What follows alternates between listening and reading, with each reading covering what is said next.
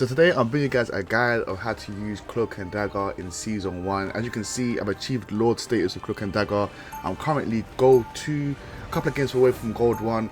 And I just feel like a couple of things I can say about Cloak and Dagger that could really improve your gameplay. So before we get into it guys, please don't mind, like, comment, subscribe and down below. You know what helps the channel.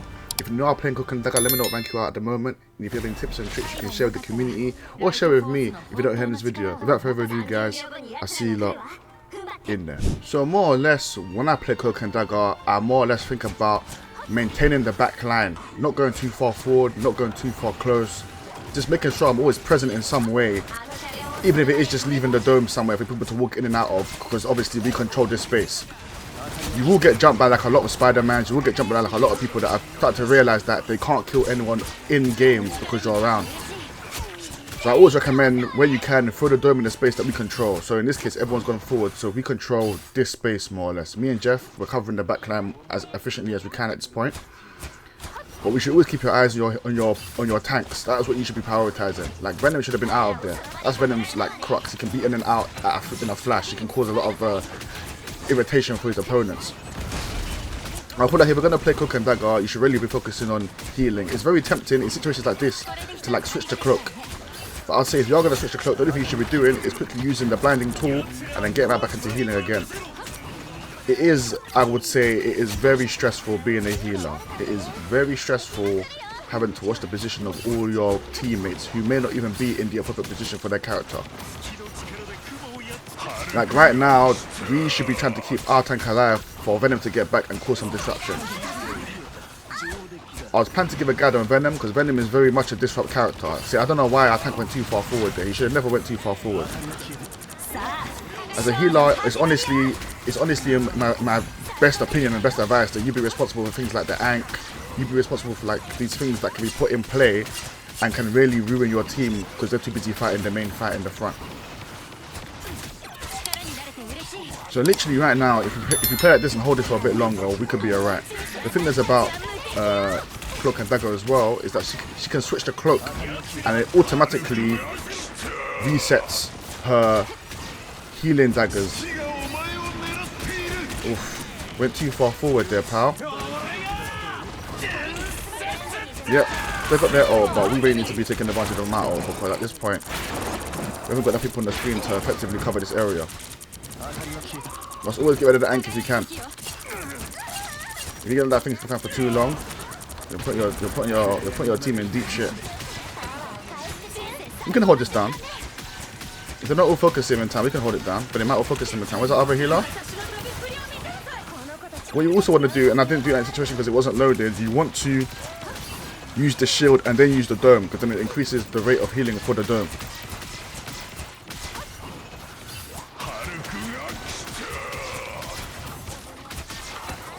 Blind the Hulk immediately, because the Hulk is going to come and try and run at you no matter what.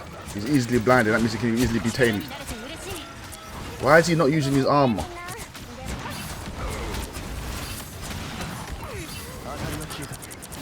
See now, if the Penny Parker moves back, she moves back right into hell. Yes, nice ult. I will say it's a nice ult. See, they're shooting at me. You get so wrapped up in like trying to like defend your team. You shouldn't die here.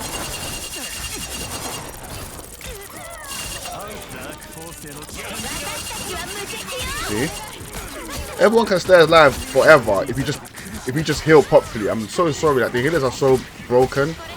I mean, everyone's broken in this game, let's be honest. Everyone is like absolutely broken, but it is a lot better that everyone, yes, he finally used his thing. It's a lot better for everyone to be broken than to everyone be like unbalanced, you know what I mean?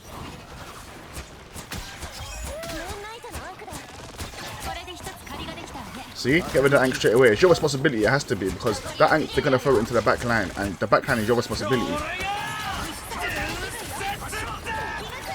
Come on, Jeff, stay alive for me, pal.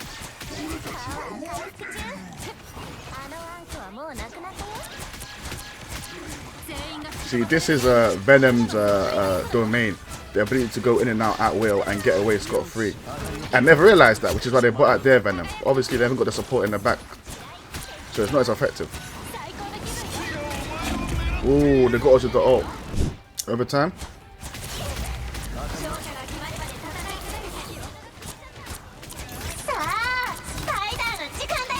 Using the ult. I'll use mine, bust it. Probably a bad ult in that case because there's no one with me to support them, but it's just to hold them in place, you know what I mean? The ult is very good for controlling the area. Very good for controlling the area.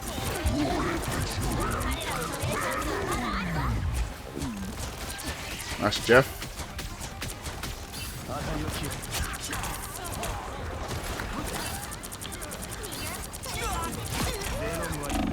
Why did Jeff not get rid of them? That's a bad Jeff.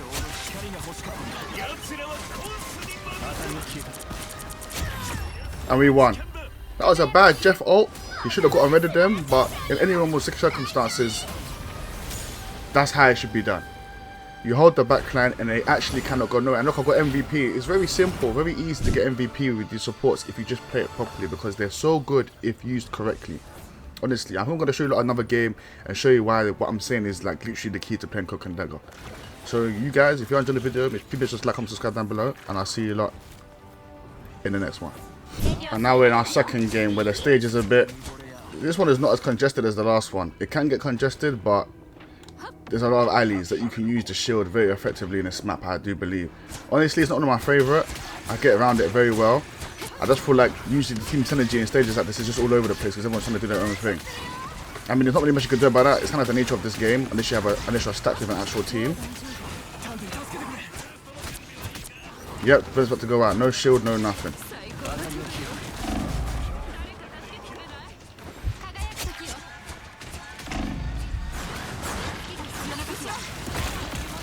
That's not good. Am I getting stuck by what? Can I get out of there in time? Oh, they didn't spot me. Scot-free, mate. That escape route is beautiful with this character, I'm telling you.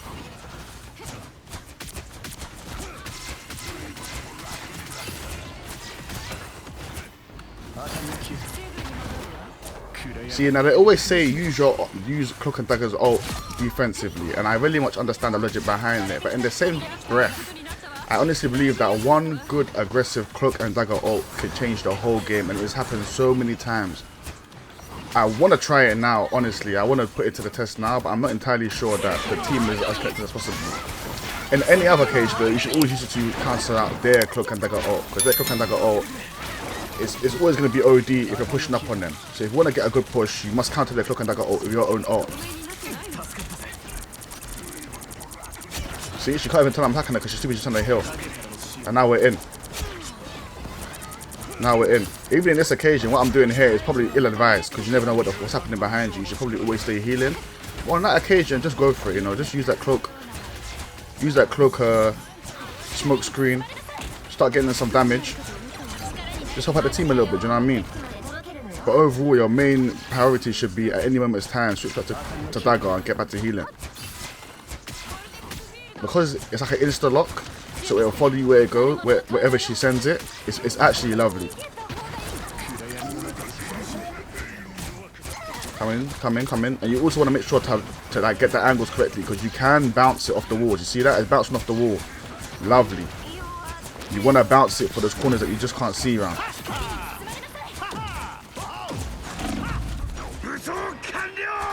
Oh my days, Muay Thai there? Of course, you can't even escape that, bro. I've been screaming that around my house like very much regularly. You want to make sure you have to utilize at later ranks rebounding the dagger off the wall. It is so key. I don't think you don't understand. It's so key to make sure you're rebounding it off the wall. And I also suggest for like character interactions, blind the person that likes to come and get you. So this Spider-Man that likes to come into your face, and no matter what happens, he's gonna harass you for the whole game. If you can blind him before he does anything, then you've won that encounter. He can't go nowhere.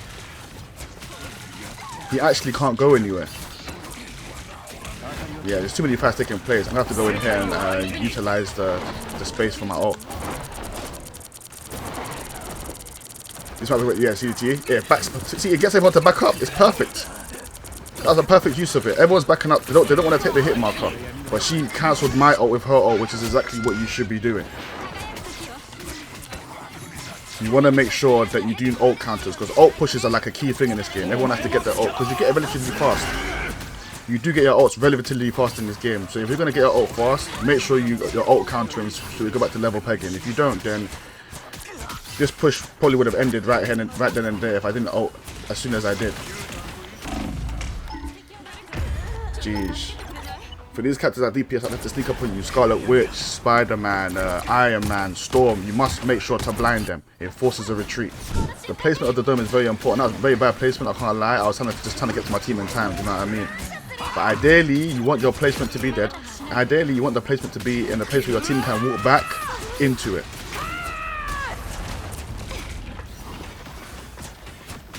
You want your team to be able to walk back into the hill. Or in this case, some cases, you want it to be in between this thing that's moving, which is now a symbiote, and you want it to be just in the middle of that and in between that and your team, just to make sure that if your team moves around it, to obviously keep the objective moving. Because a lot of things that happen in this game is, and I'm sure you've experienced it yourself, is that when you're warring against the objective, what tends to happen is you just move away from it, just out of the combat happening around you. You just end up moving away from it. Or if you're facing a good Susan Storm, she pushes you out of it, which is actually not good. So what you want to do, ideally, to not get pushed out of it, is you want to put the dome on there, just in case you get like a Groot ulted as well, because Groot ult will draw you towards them, innit? So if you do want to end up surviving those situations, put the dome around the objective so that it's incentive for your team to go to the objective to get healed, which means they stay in the objective for longer. Alright, goddamn, I didn't know.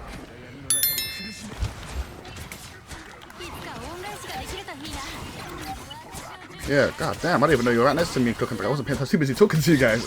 But yeah, you want to make sure to utilize rebounding it off the wall. You want to make sure to utilize where the dome is, so that where your team will just gravitate towards, trying to get their heals. And obviously, if they're on the objective, then they're constantly going to be looking for the heals. That means they should be constantly getting heals because you're doming the objective. Do you get what I mean?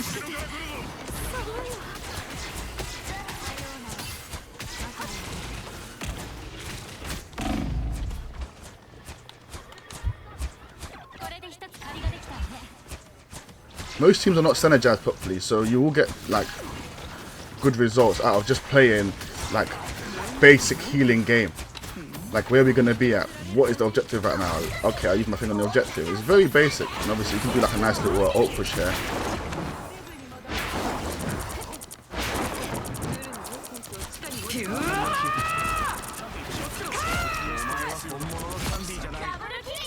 Yeah, see a nice little ult push there. Push them back. They ain't got a clue in the world what's happening. You won. Nice little ult push, especially with CLOAK and Dagger. I know people always say play her ult defensively. But I'm so convinced that look, MVP again.